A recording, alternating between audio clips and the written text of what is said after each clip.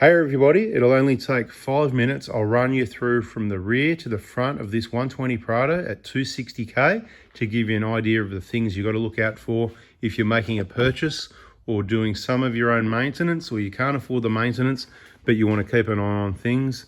This is Tim's car. Tim who? Tim could teach you a thing or two. Hey, that was a bit like a poet and I didn't even know it. Anyway, not so funny today, but we're not here to be funny. Looks like someone's replaced the fuel hose. I don't remember that, but that's good because they leak, so they do need to be replaced.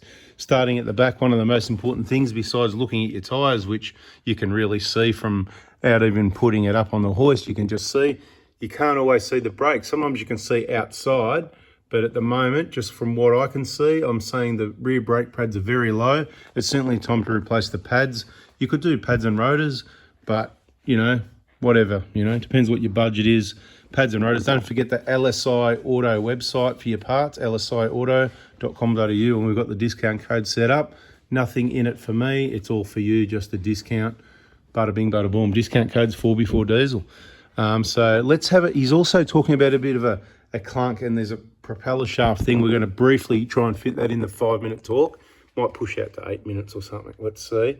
Check these upper trailing arms for any really particularly bad cracking. That normal little hairline stuff, that's nothing. You can check those front and rear. There's a bush in each end, quite obviously. Check each side, have a bit of a look-see. I'll probably see more in the video than I can see up there. As far as I'm concerned at the back here, other than that, everything looks all right, other than it is on standard original suspension, which is long overdue at 260k. You want to check your uni joints, make sure they've got some grease in them and they're not worn out. Fuel filter up there every 20,000 Ks in case you missed it. This one, it's starting to look a bit dry, so you can see every time you come to a stop and then take your foot off the brake to take off, this slips in and out, the vehicle moves. You'll reduce that movement with those trailing arm bushes, both, you know, you got the lower ones as well, but I never really see any problems, so don't really talk about it. See, they look all right. But those being worn will increase this movement here. So will a couple other things, but it's just going to start getting expensive and you don't need to. So just keep some grease in there. Check the play in there. Make sure they're not going to fall off. Make sure the bolts aren't loose. Check the play in all these uni joints. Keep the grease up to them and they'll be good for as long as we know because we've never had a problem with them. Moving down here, I can't really see any oil leaks. Looks pretty good. There's a bit of oil sitting there. So what's going on with that? That's a bit odd because it's not really coming from anywhere. So I'll give that a wash and see what goes on. Something might have just splashed up there, same as a little bit at the back there. It's just a bit of wetness from the grease and everything, I think. So moving a bit closer to the front suspension components, really important to check this front uni joint because it's one a lot of people don't lubricate, and it could be the one, if there's ever been one failed, I've never seen it, but the front one is the one online where people go, oh, I've got this clunking noise, and it turns out to be that uni joint because careful where you take your car for a service. Front brakes, getting a bit low as well, maybe 30-40% left. That boot there, does that look like a split in the boot and the link pin? Not sure about that, maybe. Everything else under here looks all right. It's got the original drive shafts, they're probably okay. Let's have a look at the control arm bushes. Yeah, a little bit hammered there. Same old, little bit split there.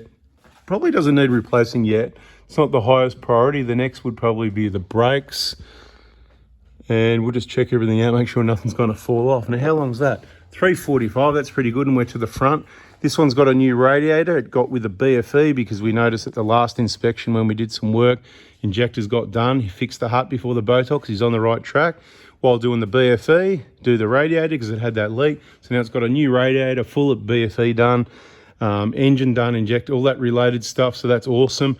Now it's time to work down to these components in the suspension, which little bit of play in the rack ends was there, or wheel bearings. So it looks like it's on the original wheel bearings as well. So that's every 200,000 Ks I recommend. Drive shafts will be all right for now. A little bit untidy there, just give it a clean up, no big deal. It's pretty standard once you get to those sort of Ks. That's why mirror image at the other side, a little bit of grease coming out.